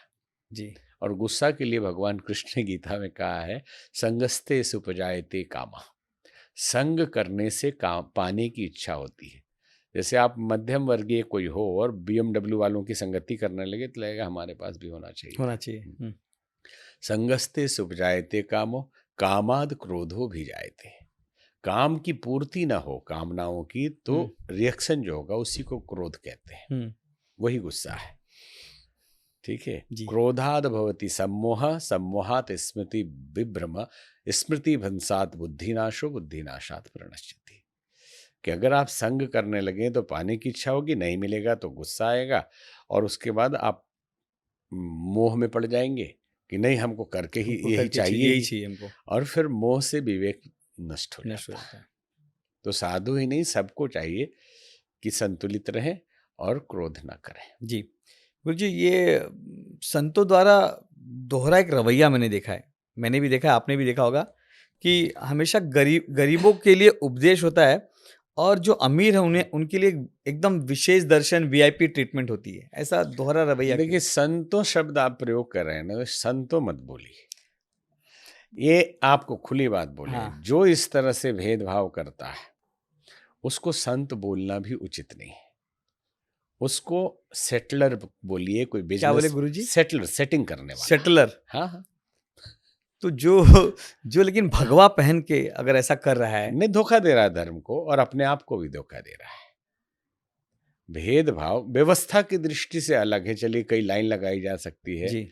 परिस्थितियों को संभाला जा सकता है, भीड़ अनियंत्रित न हो उसके लिए व्यवस्था की जा सकती है। लेकिन हमें नहीं लगता कि कोई साधु, जो भी संत लोग हैं सब पूज्य हैं, कि वो ऐसा करते होंगे या करेंगे। जो कर रहे हैं वो सेटलर है। सेटलर है, और क्या। हाँ, ये उस नया नाम मेरे लिए भी अच्छा है। अरे वो सेटिंग कर रहा है कि फलाने जी आए हैं तो इतने करोड़ दक्षिणा दे के जाएंगे, ये आया हो ये क्या दे के जाएगा, तो उसको लाइन में लगाए रहिए 3 दिन तक। तो गुरुजी मेरा अब आपके अब स्वामी संत ना बोल के मैं सेटलर बोलूंगा। ये जो सेटलर वाले बाबा हैं, जो चमत्कार दिखाते हैं, आपको लगता है ये चमत्कार दिखाने वाले बाबाओं पे कानूनी कार्रवाई होनी चाहिए? देखिए, स्वतंत्र भारत है और सबको अपने अपने इच्छा से जीने का अधिकार है। अगर कोई किसी को ठगता है तो जरूर कानूनी कार्रवाई करनी चाहिए। और अगर, क्योंकि हाथ की सफाई वाले भी तो अपना मैजिक दिखा ही रहे हैं लेकिन ना। वो भगवा धारण करके नहीं नहीं दिखा तो ये रहे। कानून में नहीं है ना कि भगवा धारण करके वो मैजिक नहीं दिखा सकता। समस्या ये है। लेकिन क्या है ना, इनके नाम के आगे कहीं ना कहीं महाराज संत स्वामी लिखा हुआ है और आप चमत्कार दिखा रहे हैं। या तो आप मैजिशियन लिखिए, सेटलर लिखिए जैसा आपने कहा, तो एक बार समझ में आएगा, हम भी बोलेंगे कि नहीं, ये हमारे धर्म के देखिए, साथ नहीं खेल रहे। कानूनी कार्रवाई संभव नहीं है। हम बहुत प्रैक्टिकल जिंदगी जीते हैं। समाज को जागरूक होने की जरूरत है। कानूनी कार्रवाई कौन करेगा? कानून कौन है? समाज के द्वारा ही तो बनाया गया है। समाज ही अगर नहीं एक्सेप्ट करेगा, और पूरा समाज एक्सेप्ट किए हुए जिसको साधु के रूप में, फिर आप कुछ नहीं कर पाएंगे। कौन करेगा कानूनी कार्रवाई? उसको भी वोट चाहिए, और ऐसे संतों के पास तो ज्यादा जनसंख्या होती है। तो नेताजी तो पहले उसके चरण में जाएंगे। हाँ जी, जरूर। तो कानूनी कार्रवाई कौन करेगा? उल्टे जो करने जाएगा उसी पे कानूनी कार्रवाई हो जाएगी। सही कह रहे हैं आप। गुरुजी, आपने 12 से अधिक जेलों में जाके लोगों को आध्यात्मिक शिक्षा दी है, प्रवचन किया है, सत्संग किया है। लोगों को आपका क्या मानना था? उनको जाके हमें सुधारना है, या आपका एक्सपीरियंस क्या था सबसे पहले तो देखिए, जेलों में जाके? जेलों में बचपन में ही गए हम। 2000 के पहले तक ही सब, उसके बाद मौका मिला नहीं। हाँ, हम बहुत जेलों में गए और एक से एक खूंखार कैदी मिले। हाँ, तो आप बाहर की तो संतों की बोल रहे, जेल की व्यवस्था बता रहे हैं। हाँ, एक जेल में हम गए, धनबाद जेल में, हाँ। झारखंड। वो तो ज्यादा खतरनाक होगा। हाँ, तो वहाँ प्रवचन था, तो बिठाया गया। सब सुपरिटेंडेंट अपने भक्त थे, हाँ, तो सभी कैदियों को बुलाया गया और कुर्सी लगी थी, 10-15 लोग बैठे थे साइड में, सूटेड वुटेड। हमने सोचा विशेष अतिथि बुलाए गए होंगे। बोले नहीं, इनमें से कोई उम्र कैद वाला है, किसी की फांसी की सजा हो चुकी है। हाँ, तो ये वीआईपी कल्चर जेल के अंदर भी चलता है। और कुछ कैदी ऐसे मिले जो बोले कि हम 3 साल से हैं, हमने कोई जुर्म नहीं किया है। हाँ, और पुलिस वाले रास्ते में मिल गए, बोले एड्रेस बताओ, गाड़ी में बिठाए, बोले 5,000 दो। हाँ, तो हम गरीब आदमी 5,000 कहाँ से देते? तो जेल में डाल दिया, कोई छुड़ाने वाला ही नहीं। तो ऐसे लोग भी मिले। अब एक जेल की तो दशा दिखाई दी, गोपालगंज, हाँ, बिहार में है। बिहार में। कैपेसिटी है 300 कैदियों की और 2,000 कैदी। ओ बाप रे! तो सोते कैसे होंगे? तो हमने देखा, प्रवचन करने गए तो सफाई की गई, चूना डाला गया, सब इंतजाम था। ठंड का मौसम था, जनवरी का, और उस जो क्षेत्र है नेपाल बॉर्डर वाला, उसमें ठंडक बहुत ठंड पड़ती ज्यादा है। होती है। हाँ, तो गए, जाके देखा पॉलीथीन के छज्जे टाइप के बनाए, और नीचे कैदी सब मतलब सोते कहाँ आप लोग? बोले यहीं सो जाते, ओढ़ने के लिए नहीं है कुछ। तो कंबल वगैरह नहीं है? तो बोले नहीं है। तो हमने जेल अधिकारी से पूछा, तो बोले कि क्षमता इसकी कम है। हमने क्षमता कम है कि जो आता होगा वो बेच खाते हैं। हाँ? तो अगले दिन की कथा में हमने कहा कि हमें ठंड लग रही है और कम से कम 500 कंबल की जरूरत है। हाँ, तो एक छोटे बच्चे ने पहली बार संकल्प लिया कि हम अपने पॉकेट मनी से, छोटे मतलब 7-8 साल का बच्चा, अच्छा, एक कंबल लेके आते हैं। हाँ, तो 500-600 कंबल इकट्ठा हुआ और हमने भिजवा दिया, लेकिन कहा कि भाई इसको भी मत बेच देना। हाँ, सही बात है। आप कैदियों को दीजिए। तो और मथुरा जेल, आगरा जेल भी हम 95 में भी गए, तो वहाँ बहुत तरह के लोग होते हैं। जिनको जंजीरों में जकड़ा रखते हैं उनको खुलवा के भी हवन करवाया हमने। अरे बाप रे! और जेलर नहीं मान रहे थे, लेकिन सुपरिटेंडेंट बोले कि बोल रहे हैं तो खुलवा दीजिए। हमने कहा जिम्मेवारी हमारी है, अगर भाग गए तो। लाइब्रेरी की स्थापना की, अब है या नहीं, हम 95 की बात है। हाँ जी। त्रिपाठी जी एक जेल सुपरिटेंडेंट हुआ करते थे उस समय, गायत्री परिवार के। तो उन्होंने अरेंज किया था सब, कि वहाँ उनके स्वाध्याय के लिए पुस्तकों की व्यवस्था करवाई गई। और बहुत कैदी ऐसे मिले जो घरेलू झगड़े के कारण केस मुकदमा आ गया, तो 1 महीने 2 महीने के लिए अंदर हैं। तो हर तरह के लोग मिले। एक तो घटना है जिसको टाइम्स ऑफ इंडिया ने कवर भी किया था, वो हमारे पास उपलब्ध नहीं है जी। एक सज्जन आए हमारे पास, उन्होंने संकल्प लिया कि आज से हम मर्डर नहीं करेंगे अपने हाथ से। आज से अपने हाथ से मर्डर नहीं हाँ, करेंगे, लेकिन मर्डर करेंगे। अब बाबू, तो हमने पूछा फिर हमने पूछा आप कौन है? हाँ, तो किसी ने बताया बहुत मर्डर कर चुके हैं, लेकिन ये प्रवचन सुन के बोल रहे हैं कि आज से नहीं आज करेंगे, से अपने हाथ से नहीं करेंगे। अपने हाथ से नहीं हाँ। करेंगे।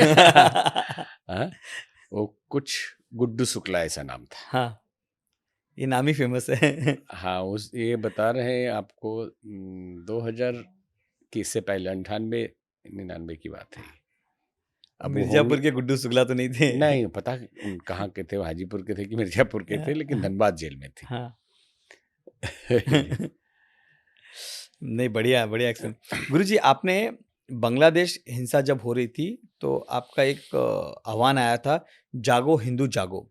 ये आह्वान बांग्लादेश के हिंदुओं के लिए था या बांग्लादेश जैसी स्थिति अपने देश में ना हो इसलिए हिंदुस्तान के हिंदुओं के लिए था? पूरे दुनिया के हिंदुओं के लिए था। कि आप जहाँ हैं वहाँ और जगिए। जहाँ है जगिए, अपने सांस्कृतिक धरोहर को बचाइए, परिवार में संस्कार डालिए, थोड़े साहसी बनिए, ऐसे दब्बू मत दिए। हम तो बड़े समन्वयवादी हैं, हम तो सबको मानते हैं। हम भी बचपन में एक बार हमने देखा, गर्व से कहो हम हिंदू हैं लिखा, हमको लगा क्या बकवास है, सब धर्म एक ही हैं, एक ही परमात्मा तक पहुंचाते हैं, फिर ये सब क्यों कहने की जरूरत है कि हम हिंदू हैं। जी। लेकिन जैसे जैसे बड़े हुए समझ में आया कि नहीं नहीं, इसकी जरूरत है, नहीं तो अस्तित्व नहीं बचेगा। अच्छा, तो आपने समस्त विश्व के हिंदुओं को समस्त बोला था। विश्व के हिंदुओं को है कि अपने संस्कारों से जुड़िए। आप शरीर हिंदू का बोलने के लिए न रहे, आपकी पद्धति, परंपरा, संस्कार, जो विरासत धरोहर मिली है उसको संभालिए, बच्चों में दीजिए। एक तो ऐसी जनसंख्या कम घट है। रही है, और राजतंत्र खत्म होने के बाद प्रजातंत्र में जनसंख्या का बड़ा भारी रोल होता है। जी जी। तो सारा खेल जनसंख्या का है, तो आप उस दृष्टि से भी जागिए। हाँ, और ये जो फालतूगिरी चल रही है ना, लिव इन रिलेशन और इस टाइप का, इससे थोड़ा बचें। ये हमारे संस्कार नहीं है। जी, सही बात है। गुरुजी, एक हिंदू, क्योंकि आज मेट्रो सिटीज में आप देखें हिंदू बहुत व्यस्त है, तो ऐसी कौन सी चीजें हैं जो छोटी चीजें, जो 4-5 चीजें कि हिंदू को करनी चाहिए?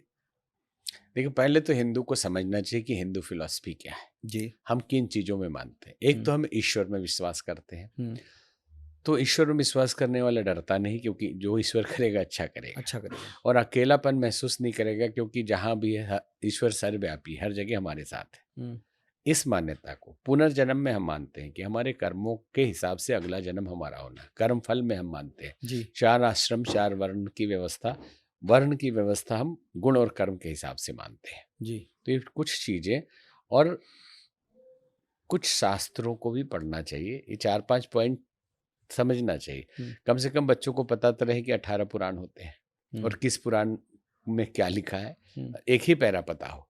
कितने उपनिषद हैं, मुख्य 8 उपनिषद कौन है, 108 उपनिषद कौन है। बेसिक ने हनुमान चालीसा पढ़ते हैं। अरे केवल हनुमान चालीसा ने संस्कृति नहीं उतरेगी अंदर। आप चालीसा पढ़ो, कोई बुरी बात नहीं है, लेकिन ये बहुत बेसिक चीज है। आप समझ सकते हैं कि चालीसा का अर्थ क्या होता है। जब कुछ विशेष अक्षरों के समूह को मिलाया जाता है तो बंदी में, तो उसको छंद कहते हैं। और कुछ मिलाया जाता है उसको कविता कहते हैं। जी कुछ को दोहा कहते हैं। जी। कुछ को रमैनी कहते हैं, हम्म, साखी कहते हैं। जी। वैसे 40 लाइन में किसी की प्रशंसा की जाए उसको चालीसा कहते हैं। अच्छा। ठीक है, तो अगर ये निहायत धार्मिक चीज होता, धर्म के जागरण के लिए, भगवान के प्रति, इष्ट के प्रति श्रद्धा बढ़ाने के लिए बहुत अच्छा है, इसको करना चाहिए। लेकिन यहीं तक सीमित नहीं रहना चाहिए, क्योंकि अगर एक निहायत धार्मिक होता तो मुलायम चालीसा नहीं उपलब्ध होती। लालू चालीसा या अटल चालीसा या मोदी चालीसा बनाने की इजाजत हिंदू समाज कभी नहीं देता। नहीं देता, सही बात है। लेकिन आज है। है। हाँ, आने वाले समय में जब खुदाई होगी तो मूर्तियां मिलेंगी मायावती जी की, और एक देवी हुआ करती थी जिनकी सवारी हाथी थी। हाँ, और हाँ, ये होगा, ये आने वाले समय में। और उनका चालीसा है, विधि विधान है, पूजा पाठ की पद्धति है उनकी, देवी मायावती की। हाँ, तो अब ये प्री प्लान है एकदम, क्योंकि ये खुदाई होगी तो हाँ, हाथी की जानने मूर्ति में हो या निकलेगी अनजाने में हो, हाँ। मूर्ति हाथी और मायावती जी की और उनकी मिलेगी। और उनकी चालीसा भी और मिलेगी। 100 साल बाद, 200 साल बाद उसको माना जाएगा कि ये भी एक देवी हुआ करती थी जिन्होंने शासन किया यहाँ। और उनको पूजने से भी बहुत धन दौलत मिलता है, पैसा मिलता है। आरती चालीसा जैसे साईं बाबा के बना दिए। साईं बाबा की फ्रेंचाइजी मिलने लगी सबको, ऐसी इनकी आरती होती है तो इतने टाइम पे इनको करना किया जाता है, ऐसे हाथ नहीं करें, ऐसे करें, सिर पे ऐसा रुमाल बांध के जाएं। जागरण देवी माँ के होने लगे और उससे भी मन भरा तो अब साईं बाबा के जागरण होने, वो भी सो गए। हम्म, जबकि जागरण शब्द का अर्थ है कि हम अपने को जगाएं। देवता कहीं सोते हैं नहीं। जिनको जगाना है। और ये जितने जागरण करने वाले उसमें से सबको तो नहीं कहेंगे, लेकिन 50% तो ऐसे हैं जो बिना पिए गा नहीं सकते, लड़खड़ाने लगेंगे। हाँ, बड़े बड़े सिंगर की बात सही बोल सही रहे बात हो। कह रहे हैं, हाँ। तो उसी तरह से ये हो रहा है। मैं तो सर गुरुजी ये भी देख रहा हूँ कि जो अखंड रामायण कह रहे हैं, जो रामायण पढ़ रहे हैं, जो मंडली आती है, वो जब तक तंबाकू या सेवन नहीं करते तो वो भी नहीं कर पाते, और कहते-कहते उनके मुँह से कुछ तंबाकू के टुकड़े भी रामायण पे गिरते रहते हैं। न वो तो चलिए अलग बात है उसमें, लेकिन हमारा एक यही मुंबई में ही है एक हाँ, बहन जी, हाँ। नाम नहीं बताएंगे। ब्रांड है, मतलब जो गाना गाता है। नहीं नहीं, गाना गाने वाली नहीं है, हाँ, लेकिन अच्छे हैं। तो हाँ, उन्होंने कहा कि भोजपुरी में हमसे कहा कि हमार भाई कलकत्ता में पंडित बा, हाँ, हमारा भाई कलकत्ता में पंडित है। हाँ। नहीं, भोजपुरी में हाँ, समझते तो हैं, हाँ। बिना मुर्गा खाए वो रुद्राभिषेक करने नहीं जाता है। अलग-अलग जगह की अलग-अलग मान्यता है, क्योंकि मैं भी देख रहा हूँ, जैसे बिहार से आप हैं, बिहार में कुछ समुदाय जैसे झाँ परिवार होते हैं, वहाँ पे बोलते हैं नहीं, कि मिथिला में तो मांसाहार मिथिला में मछली मांसाहार है, चलता है। मछली और चावल खाते हैं और उस दिन पूजा कराते हैं। हाँ हाँ, करते हैं। तो वो उसी का कुछ कॉपी समझ में नहीं देखिए आता नहीं, हर उस जगह। देखिए वो कारण है। मिथिला जो है तंत्र का गढ़ रहा है। हमारे यहाँ परंपराओं को भी समझना चाहिए। वैष्णव समाज अलग है, लहसुन प्याज भी नहीं खाएगा। शिव अलग है, जो सन्यासी लोग हैं। फिर शाक्त है, तो शाक्त में मांस मदिरा चलता है, उनकी पूजा पद्धति नहीं है। तो आम आदमी शाक्त नहीं है ना। हुँ, आप रुद्राभिषेक करा रहे हैं तो आप शाक्त नहीं है। देवी का होता है जो तंत्र विद्या के अंतर्गत, उसमें ये सब चलता है। तो इतनी परंपराएं हैं, इसको भी भारतीय हिंदू लोगों को समझने की जरूरत है। क्योंकि एक सज्जन स्वामी विवेकानंद रामकृष्ण परमहंस के खिलाफ बोलने लगे, इस्कॉन के बड़े फेमस हो गए मीडिया में। हुँ, उनको 1 महीने के लिए बैन भी किया गया हुँ, इस्कॉन के तरफ से। हुँ। हमने भी उनको एक वीडियो बना के जवाब दिया था कि आपको अभी पूरे भारतीय दर्शन को पढ़ने की जरूरत है जी। कि कितने तरह की मान्यताएं हमारे यहाँ है। हुँ, उन्होंने कहा था कि जो सिगरेट पीता है, गांजा पीता है, और वो कभी सिद्ध संत नहीं हो सकता। गजानन महाराज महाराष्ट्र में परम संत हुए, हुँ। सेगांव में जी, उनका है, उनकी जी, समाधि सेगाँव है। में है। आप मूर्ति में हाथ में गांजा देखेंगे। जी, नागा बाबा लोग सब गांजा पीते हैं। जी। ये सोसाइटी के लिए ठीक नहीं है, लेकिन उस संप्रदाय में ये परंपरा है, उसको बुरा भी नहीं मान सकते। अच्छा, हाँ। हाँ, ठीक है कि भाई संत अपना जी रहे हैं, अपने वो पी रहे हैं, क्योंकि उनकी परंपरा में है। वैष्णव है तो सब कुछ वर्जित है। वैष्णव को लहसुन प्याज भी नहीं खाना है। तो पहले समझना चाहिए। इसलिए कई इलाके जैसे बंगाल है, ये भी शाक्त का गढ़ है। आसाम है, हुँ, देवी के उस रूप की पूजा होती है जिसमें तंत्र का विशेष प्रयोग होता है। हुँ। तो उसमें मांस मदिरा ये सब चलता है। लेकिन पूरे बड़े समूह के लिए हमारा संदेश है कि आप शाक्त नहीं हैं। उनकी नकल मत करिए कि वो दरभंगा में तो राजाओं के शव पे मंदिर बने हुए हैं। जो देवी माँ के जितने मंदिरें हैं, वहाँ मंदिर हैं, वो पूर्व राजा मरे तो वहाँ पे वो किया गया, उसके ऊपर एक मंदिर बनाया गया। आप अशुद्ध कैसे मानोगे फिर? हाँ, और पशुपतिनाथ में आप जाते हैं, जी, शमशान में है ना पूरा। पशुपतिनाथ मंदिर काठमांडू पीछे ही है, शमशान के अंदर ही है वो पूरा। अच्छा। जी। तो भारत को और भारतीय संस्कृति को समझना भी चाहिए थोड़ा अलग अलग तरीके से। बड़े समूह के लिए हमारा संदेश है कि आप उनका अनुकरण ना करें। जी। उनकी विद्या अलग है, उनको करने दीजिए। तो गुरुजी, आज कॉमन मैन, बहुत से महात्मा ऐसे बता रहे हैं कि लहसुन प्याज किसी को नहीं खाना चाहिए। देखिए, किसी को नहीं, अब हमारे जो अभी तक का अनुभव है कि क्यों नहीं खाना चाहिए, पहला प्रश्न है। जी, तो नहीं खाने के पीछे रहस्य ये है कि तामसिक है, लेकिन औषधीय गुण है। औषध जो गृहस्थी है वो तो ले सकते हैं। जिसको भगवान ही पाना है, दिन रात भगवान में डूबे रहना है। आहार शुद्धो सत शुद्धो ध्रुवा स्मृति। आहार शुद्ध होगा तो चित्त शुद्ध रहेगा, और चित्त शुद्ध रहेगा तो भगवान की स्मृति बनी रहेगी। ठीक है, जी। तो इसलिए वो मना करते हैं, और उनके संप्रदाय में, वैष्णव संप्रदाय में नहीं लिया, तो हम भी नहीं लेते, लेकिन हम लोग शंकर जी को मानने वाले सन्यासी हैं। मानते हम सभी देवताओं को है, कथा राम जी की और कृष्ण भगवान की भी सुनाते हैं। तो अगर आपके गुरु ने जो मंत्र दिया है और उसमें विधान है कि नहीं खाना चाहिए तो मत खाइए जी। लेकिन एक कॉमन सबके लिए लागू नहीं होता। जी। जी। गुरुजी, एक विवाद आया था, महंत नरेंद्र गिरि जी ने आत्महत्या किया था, जिसमें आपने कहा था कि मैं बहुत ही अच्छी तरीके से जानता हूँ, वो दिल के बहुत मजबूत थे, वो आत्महत्या नहीं कर सकते थे। क्या सच्चाई थी गुरुजी? आप तो बहुत नहीं, करीब सच्चाई से हमको नहीं पता, ये तो कानून सरकार का और सरकार का, कानून जाने, जांच करने वाले जाने, लेकिन हम तो। आपको थोड़ा बहुत ऐसे अंदाजा? लेकिन हमको नहीं लगता अभी भी कि वो आत्महत्या कर सकते हैं। निश्चित कोई साजिश रही होगी।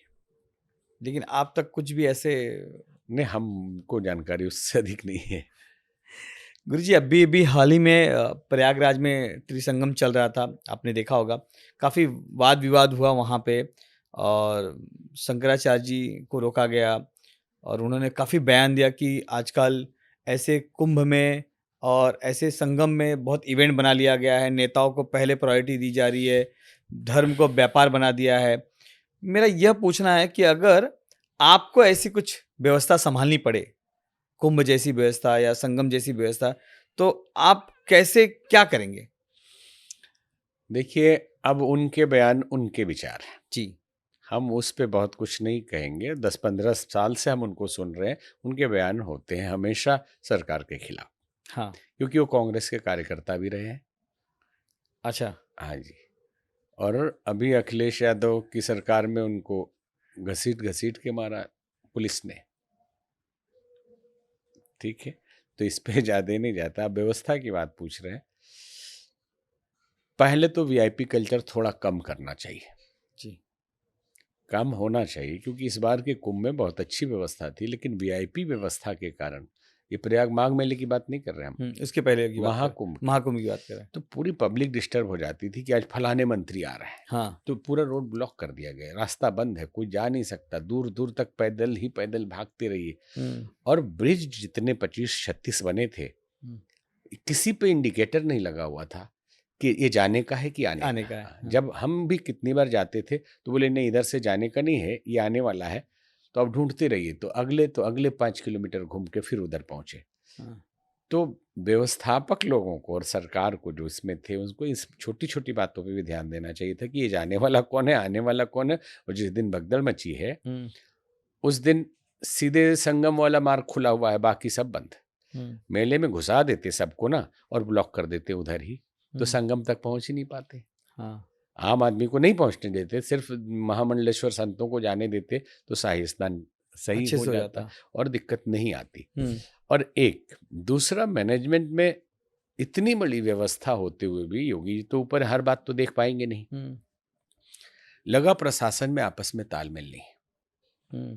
प्रशासनिक अधिकारी एक दूसरे से जलते जलते पूरी व्यवस्था को ही जला चैलेंज डाले। दे, हाँ, हिला दी। और वीआईपी लोगों को एक दिन फिक्स कर देना चाहिए कि आज सारे वीआईपी आज आएंगे। आज आप वीआईपी आ जाइए। हाँ, हाँ। या कर देखिए 15 दिन में एक दिन वीआईपी लोगों के लिए होगा। नहीं तो हम लोग भी बहुत झेले कि आज पता चला आज राष्ट्रपति महोदय आ रहे हैं, सब बंद। आज मुख्यमंत्री जी आ रहे हैं हर हफ्ते, सर। तो मुख्यमंत्री जी को तो पता नहीं क्यों क्या हो रहा है, स्क्रीन पे सब दिखाया जा रहा है। भीड़ को अंदर घुसा दिया, जैसे पब्लिक, अभी कुंभ चालू भी नहीं हुआ, जो पब्लिक लोकल गई अंदर वो निकल नहीं सकती शाम तक, क्योंकि मुख्यमंत्री जी आए हुए हैं। किस लिए भाई? कि दिखाना है वीडियो में कि इतनी जनसंख्या है मेले में आई है। अरे वो कोई अनाज पहुंचाने गया, कोई सामान पहुंचाने गया, लोकल पब्लिक है प्रयागराज के, वो शाम को बेचारे निकल रहे हैं, और मुख्यमंत्री जी तक ये बात पहुंचाए कौन? जी। जी। बड़ी मुश्किल काम था। हम तो 1.5 महीना क्या 2 महीने, 1.5 महीने तो कुंभ ही था, 15-20 दिन पहले से ही डेरा डाले हुए थे। जी। जी। तो सरकार की मंशा अच्छी थी, प्रयास बहुत अच्छा किया गया, लेकिन छोटी छोटी चीजें थी जिसपे सावधानी बरतने की जरूरत है। गुरुजी अभी भी सरकार ने एक कानून लाई थी जिसपे कोर्ट ने अभी रोक लगाया है। यूजीसी कानून को लेकर काफ़ी विवाद चले, काफ़ी विरोध हुए। आपका क्या मानना है कि ये कानून सही है और लाना चाहिए? देखिए, कानून लाना उचित नहीं है हमारे अपनी दृष्टि से, क्योंकि एक तो पहले ही आप दुनिया भर के कानून ले आए हैं इस तरह से जिसमें सवर्ण लोग फंस जाएं जी, कि कोई एक कुछ भी कर दे, आप नहीं कुछ बोल सकते। आप जी, बोलेंगे तो उसकी शिकायत को सुन लिया जाएगा, जी।